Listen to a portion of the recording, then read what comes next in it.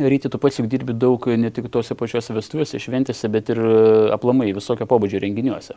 Ar galima vestuvės apibūdinti, vestuvių šventę, kaip po, tarkim, tam tikrą specifinį renginį, lygiai taip pat turinti tam tikras taisyklės, kurių privalu laikytis? Tai be abejonės, aš nesakau, kad renginiam tu neskiri dėmesio, skiri ir kitokio tipo renginiam, bet čia tu sutelkti turi ypatingą dėmesį, nes tai yra žmonių šventė vienintelė, tai yra nepakartojama ir ta šventė turi jų atmintyje visą laiką išlikti. Čia tu turi įdėti maksimaliai darbo, čia tu turi maksimaliai pajausti tos žmonės, maksimaliai su jais susitapatinti ir atiduoti 120% ar net daugiau savo viso įdirbio. Bet Ryti, šitas atperka visas dalykas. Mes labai dažnai paklausom, ar sako, ką tau labiau patinka vesti, ar firmų, vakarėlius, ar vestuvės. Mano atsakymas vienareikšmiškas būna toksai, kad būna du tipažai renginių, kai tu visą save atiduodi ir ganėtinai mažai gauni žmonių, nes, tarkim, ar pasivesni būna žmonės, ar galbūt dėl kažkokių kitų priežasčių. Ir būna kitas variantas, kai tu visą save atiduodi ir gauni dar iš žmonių tiek, kad tu gali užsikrauti ir dar turbūt važiuodamas namo kokią antrą valandą dar vieną šventę, vienas vestuvės vesti. Tai jeigu tai lyginant vestuvėse, to feedbacko tu gauni truputėlį daugiau negu firmas vakarėlyje. Tai man asmeniškai, kad būtent pagal tuos du elementus skirstant, vestuvės yra ganėtinai artimas dalykas, nes tu labai dažnai ne vien tai atiduodi, bet ir gauni iš tų pačių jaunų ir iš tų pačių svečių. Jo, iš tikrųjų vestuvės tokia gana asmeniška šventė, kada tu bendraudamas susitikimų metu, galbūt žiūrėdamas nuotraukas ar ne, klausydamas pasakojimo, gaudamas svečių sąrašą, tu jau ateini, tu pažinodamas jau to žmonės. Tu jas matei iš nuotraukų, tu žinai, kad čia, pavyzdžiui, dėdė Juozas, ar ne, yra. Netgi pasakai būna, kągi gerbiamas dėdė Juozas, ką ir dėdė Juozas susinepatogina. Ir žinau, kad jūs buvote, tarkim, ten Egiptą išvažiavęs praeitais metais. Bet jau kontaktas yra, suprantate, bet jau kontaktas yra. Iš tiesų, pagrindinis klausimas yra toksai, Mindaugai, ar galima, tarkim, būtų apibūdinti tau tobulo vakaro viziją? Kokia jinai turėtų būti? Iš tikrųjų, kas įdomiausia, kad ne renginio vedėjas formuoja renginio viziją. Renginio vedėjas gali tai pagelbėti sukurti viziją, kurią tau pateikia žmonės. Tai tam ir organizuojami susitikimai, dažniausiai būna 5, 6, 7, kartais ir daugiau dar prireikia, kad tu galėtum įsiklausinėti žmonių. Ir tai tada tu gali susikurti viziją ir gali pagelbėti įgyventi užsakovams viziją. Supratau, bet paprastai žmonės turbūt nežino, ko nori. Ne? Tai jis sako, mes norim, kad mums būtų smagu. Aš labai dažnai užduodu klausimą, ko jūs tikitės iš vedėjo. 99% man kolega turbūt pritars, kad atsakymas yra toksai, kad būtų linksma. Tas profesionalas vedėjas turbūt yra tam, kad padėtų žmonėms iš pasąmonės ištraukti tai, ko iš tikrųjų trokšta.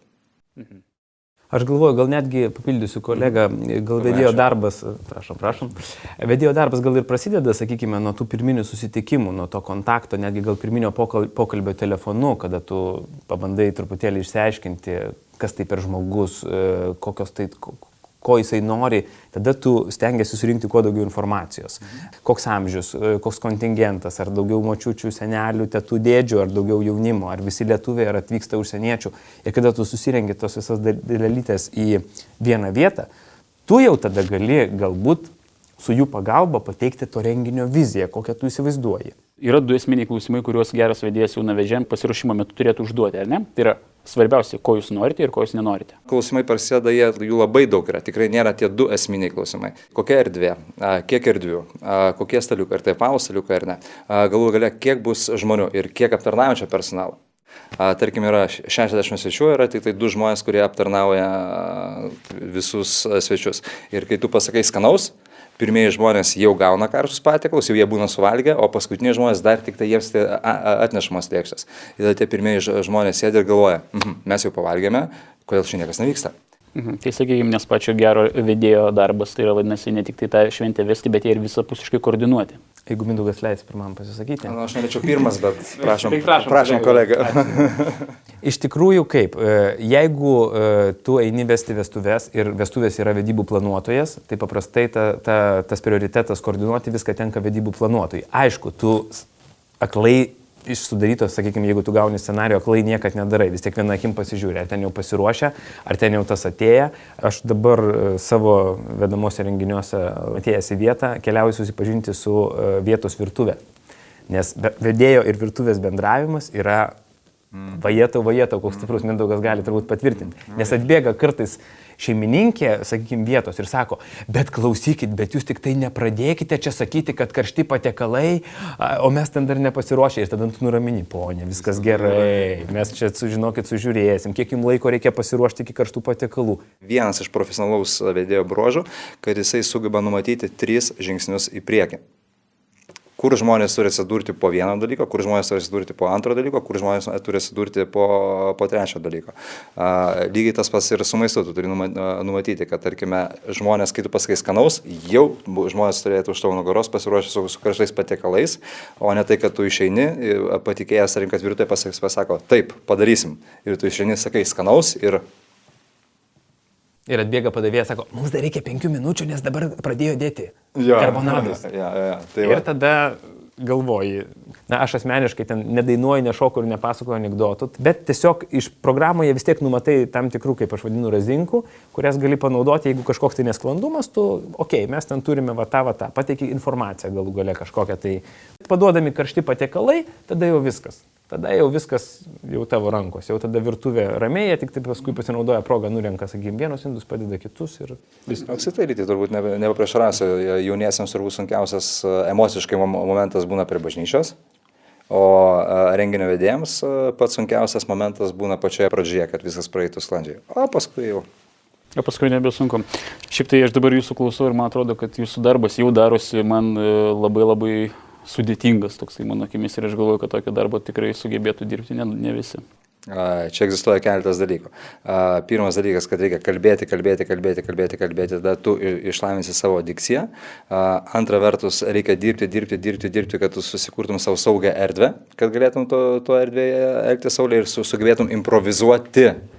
O paskui jau prasideda subtilybės, bet kad kiekvienas žmogus gali iš tikrųjų stoti ant scenos ir kalbėti, tikrai taip. Rytė prieštarauja? Ne, aš manau, kad Mindaugas teisingai sako, nes vis tiek, man atrodo, dauguma renginio vedėjo patirties turėjo ten mokykloje, kada būdavo ten, sakykime, kažkokios šventės. Aš, pavyzdžiui, asmeniškai renginius ir pradėjau vesti nuo mokyklos, kada kokioje 8 klasėje buvo apsirengęs paršiukų, nes buvo ten kiaulės metai ir, reiškia, mes 3 paršiukai vedėm renginį labai linksmai.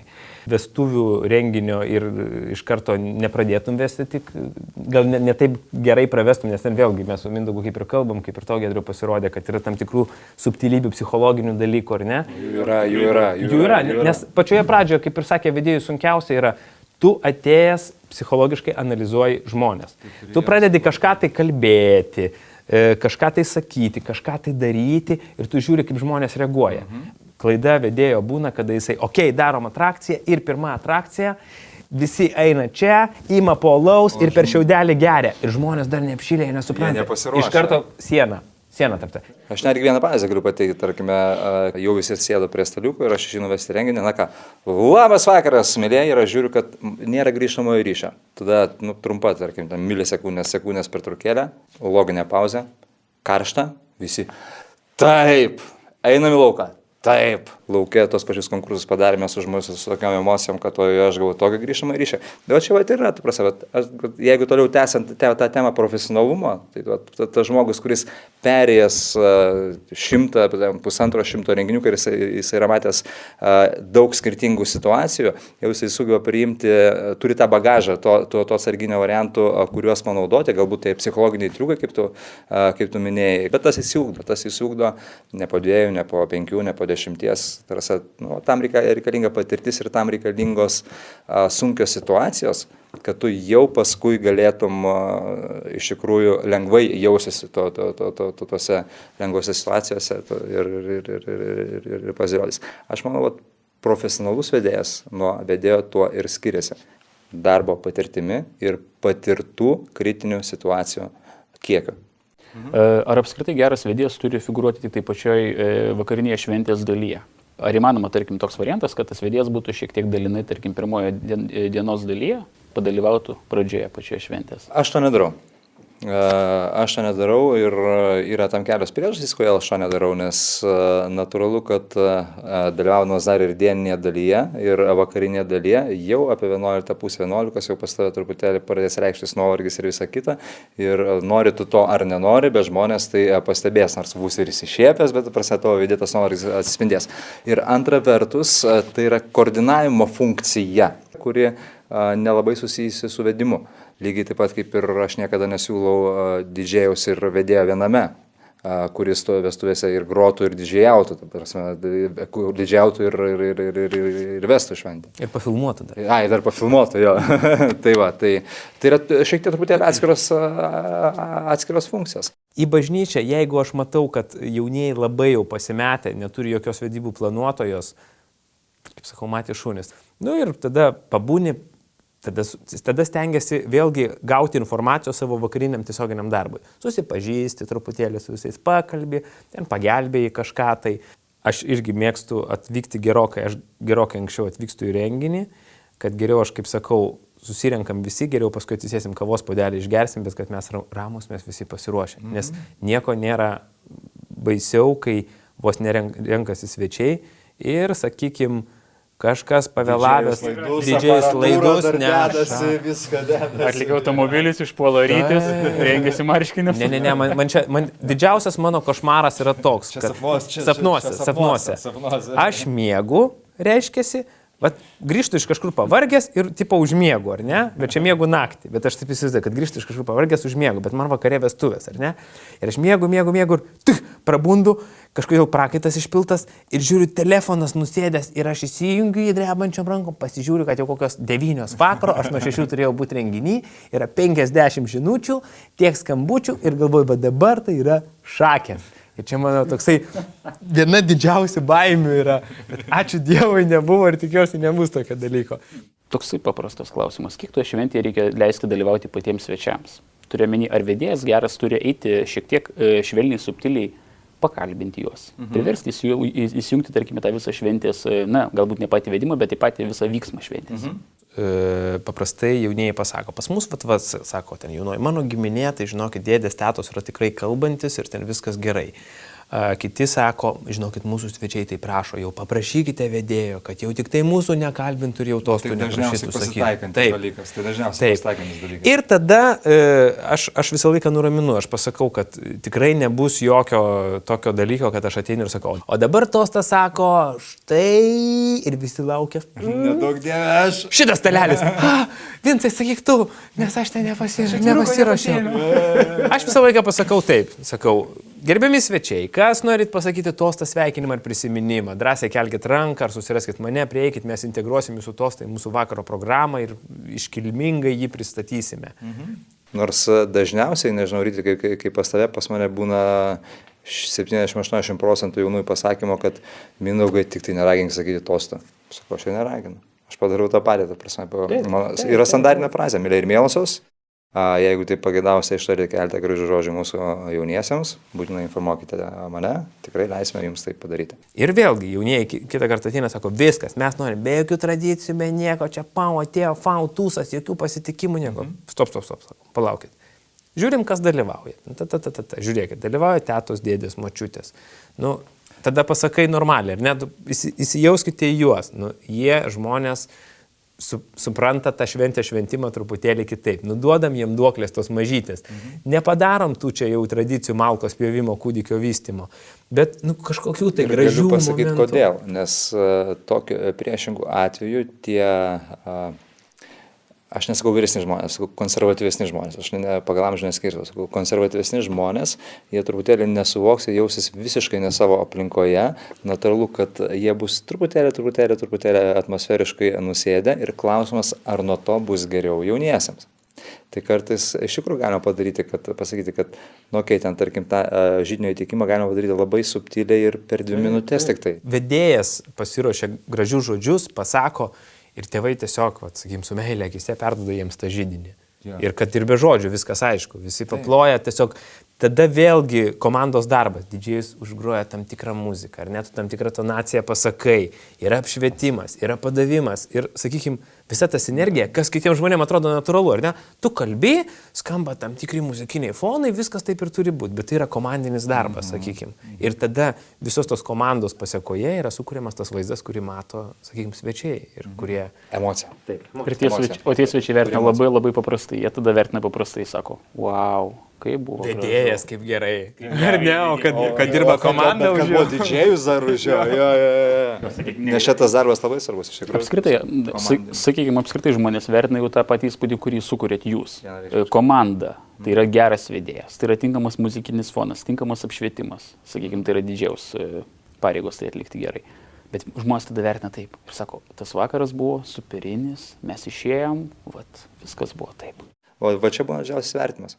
Va tada ir sakau, kai tu atiduodi ir gauni, ir tu 2 valandą nakties važiuodamas, tu gali dar padaryti dar vienas vestuvės. Nes tiek energijos tu esi pasikrovęs nuo tų emocijų žmonių. Iš emocijų. Energija, jeigu kalbant apie didžėjus, jos irgi galima kategorizuoti netgi taip. Tai yra didžėjai, kurie dirba ir nepakelia akių, kas vyksta. Yra didžėjai, kurie dirba firmų vakarėliuose jau ne vienus metus ir vestuvėse tuo pačiu metu. Ir yra pati aukščiausia didžėjų kategorija, kurie sugeba pajausti vedėją, kada jisai nori padaryti loginę pauzę, kada visiškai nutyla. Įsivaizduoju, kaip būna fainai, kai tu vedi vestuvės ir tarkim yra kokia 70-80 žmonių ir visi ten prieš 3 minutės buvo o taip su didžėjim susidirbi, kad tarkim po 3 minučių loginė pauzė ir visi tyli. Tai įmanoma pasiekti, dirbant su tos, kaip aš sakau, aukščiausios kategorijos didžėjais, kurie sugeba dirbti su vedėjais. Ir kurie nori dirbti tokiuose. Akis turi degti, vienareikšmiškai. Nes darbo yra tikrai daug ir, ko gero, tikrai žymiai sunkiau negu nueiti į klubą pagroti. Todėl ir buvo vienas labai įdomus variantas, ta prasme, kai man reikėjo, čia dar prieš porą metų didžėjaus, pasakė, kad reikės dirbti su Mindaugu, sako, žinai, mano honoraras brangesnis. Nes Mindaugas reikalauja. Ką dar klientam, tarkim, rekomenduotumėt apskritai iš savo, tarkim, pozicijų žiūrint? Vakarinėje dalyje vienareikšmiškai aš visą laiką siūlau pasirauti restorane ir sutartyse su restoranais apsibrėžti, kiek bus aptarnaujančio personalo. Kaip ir minėjau, vedėjo darbų tai yra labai svarbu. Taipogi vienareikšmiškai siūlau jauniesiems pasirašinėti su visais sutartis, tame tarpe ir su vedėju, ir su vedėjais, tame tarpe ir su manim, tame tarpe ir su Ryčiu, nors buvo dar ne vieno tokio renginio, kurį mes nuvyktom, bet kaip aš sakau, jauniesiems psichologinis stabilumas prieš pat vestuves taipogi turi būti. Sutartis šitos dalykus duoda. Toliau, 24 valanda. Irgi iškyla kai kurių klausimų. 24 valanda, kuomet yra kalbama su restoranu, reikėtų pasirūpinti, kad būtų antra tiek taurių, šampaninių taurių, kad būtų galima į ką išpilsyti šampaną. Dabar ko nereikėtų baimintis, aš galėčiau pasakyti. Tarkime, kartais jaunieji būna labai streso apimti, mūsų šokis, kaip mes šį sušoksime, mūsų valsas. Kiek aš pastebėjau iš tikrųjų, kai yra sušokama labai idealiai. Taip, ta emocija būna, bet kai yra sušokama nelabai idealiai ir jaunieji dėl to nesineruoja, bet jie tai priima tiesiog kaip, va taip pat, va tada būna emocija, bet tada būna didesnė energija emocija, negu tada, kai būna iš tikrųjų sušokta visiškai ten idealiai ir visiškai.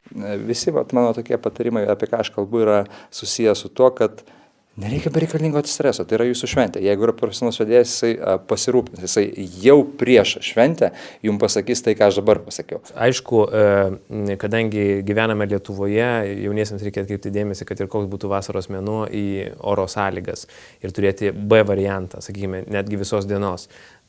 Reikia tikėtis blogiausio kartais, bet gauni, jeigu tą gerą dalyką, tai tau yra dvigubai smagiau. Tai iš kritinių situacijų čia buvo mano kaip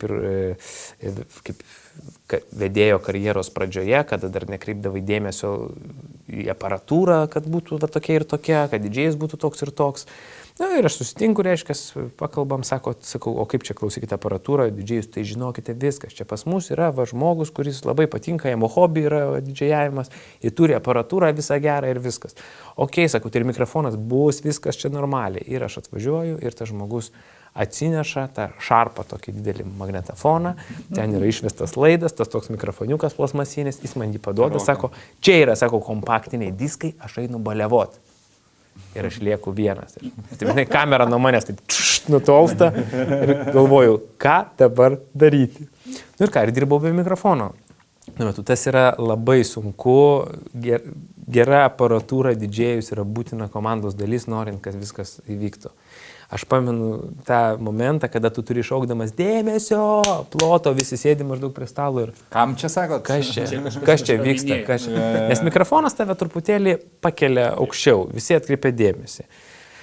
Sakykim, tai va čia toks kuriozinis, bet viskas labai gerai baigėsi ir paskui dėkoja, viskas tvarkoja, tik tai pačiam toksai gaunasi, toks, truputėlį. Antrų vestuvių vesti jau nenorėjau. Nenorėčiau. O linksmas dalykas buvo, reiškia, toks. Teko vesti tokias gana egzotinės vestuvės, kadangi tuokėsi dviejų kultūrų žmonės, tai yra Lietuvos ir Japonijos. Ir mes išėjome į Santuokų rūmų ir kalbam ir staiga prie nuotaka Japonija buvo, pribėga taip pat kitas Japonas, jie kažką pakalba ir tas Japonas pradeda šaukti ir iš Rotušės krašto pradeda bėgti Japonai. Ir tų Japonų pribėga kokie 40. Ir pasirodo, ten buvo Japonų delegacija. Ir nepaprasta, o Japonų choras. Ir jie sustojo Rotušėj ir padainavo kažkokią japonišką vestuvinę dainą. Čia buvo topas. Visi žmonės aplinkui fotografuoja. Ir man sako, bet čia sako, jūs gerai čia sugalvojot, sako. Man teko irgi vesti vestuves, kur buvo iš Argentinos labai didžioji dalis žmonių apsitai. Įdomus stebėti tų kultūrų skirtumus, kur žmonėms atsisėdus, tarkime, valandą laiko pakalbėti visiškai nieko neveikiant yra norma, kur jau aš galvoju, reikia eiti, nors tikrai kažką daryti, bet tu jauti, kad gera atmosfera, jie sėdė, jie kalbasi, pas jos gera atmosfera, natūralu, kad atmosfera gerai, turbūt leidė mane pažiūrėti. Tai tie kultūrų skirtumai iš tikrųjų egzistuoja. Ir jūsų darbas yra pajausti, kada jums to reikia? Vienareikšmiškai. Jaudindavausi, galvodavau, palaukit, čia aš ten to žaidimo nepadariau, kaip čia dabar čia bus, čia pradžioje būdavo, kada... O paskui tu puikiai žinai ir tu informuoji jaunosius. Sakai, nors ir mes susidarę scenarijų, bet žinokite, jis gali keistis, aš galiu to nepadaryti, aš galiu tą padaryti. Aišku, tu natūralu, kad jeigu jie vis prieini pasiteirauti, ar viskas gerai, ar viskas okei. Ir apskritai vestuvės keičiasi, ateina kažkokie nauji reikalavimai, nauji poreikiai užsakovų. Yra dauguma žmonių novatoriški, ar ne? Man teko vienas vestuvės, mes sako, norim padaryti kokteilių vakarėlį, Lotynų Amerikos tema. Tai, ką aš ir vadinu pačioje pradžioje, kai sakiau, yra vestuvės ir yra vestuvių vakarėlis. Lygiai taip pat, kai aš irgi teko vesti vestuvių vakarėlį, aš taip galėčiau pavadinti, ta prasme, kur buvo santuoka, bet vakare nebuvo nei duonos druskos, nei žydinio, nebuvo nei ilgiausių metų, nei torto, grojo džiazu. Tai va, tai 4 metų laikotarpiu galbūt aš taip apibrėžčiau, kad jaunieji labai teisingai daro, kad jie daro šventę tokią, kokią nori padaryti patys. O ne tokią, kokią jie nori matyti, tarkime, tėvai, giminės ar dar kažkas. Tai šita tendencija jau 4 metus kažkur tai vyrauja. Aš manau, prieš 4 metus ir atsirado tas poreikis renginių vedėjų, o ne piršlių rinkoje. Supratau, paklausius jūsų man pasidarė labai lengva ir suprantama, kad belieka šventę organizuoti lengvai, neperkraunant jos įvairiais elementais, dėl nieko per daug nestresuoti, išmokti priesaiko žodžius, išmokti šokį, ar bent jau pasimokyti ir tai daryti džiaugsmingai, o visų vakarų pasirūpinsit jūs. Taip, dar būtinas, man atrodo, abipusis pasitikėjimas, nes tiek aš, tiek Mindaugas atiduodam 120% ir gali susitikinėti, kaip ir sakė Mindaugas, net ir 10 kartų su užsakovais, jeigu jiems to reikia, gali susitikti ten ir su jų močiutėm ir tėtom ir drąsiai sakai, kad skambintų bet kada, kad tik jie pasijaustų komfortabiliai ir kad nuo jų nuimti tą tokį streso bagažą ir tiesiog padėti gyvendinti jų svajonės, paversti tą dieną vieną gražiausių dienų jų gyvenime. Su jumis buvo labai lengva, žodis dirbti čia net netinka, būti. Medžiagos bus daug ir aš net nebėjau, kad šitą laidą visi žiūrovai pripažins tikriausiai pačią naudingiausią iki iš visų buvusių. Informacijos prasme. Mes matėm daug laidų.